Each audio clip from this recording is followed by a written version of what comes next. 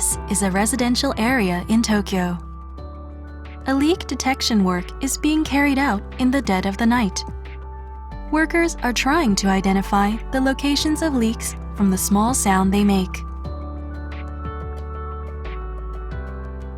The leakage rate in major cities around the world is said to be around 10 to 30%, but we have succeeded in suppressing this to around 3%.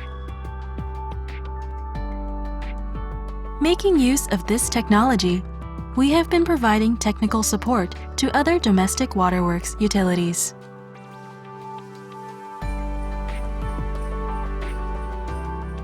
Moreover, in order to prevent leakage, distribution pipes are replaced regularly. Old pipes can lead to muddy water and leakage, so they are being replaced with ductile iron pipe with earthquake-resistant joints.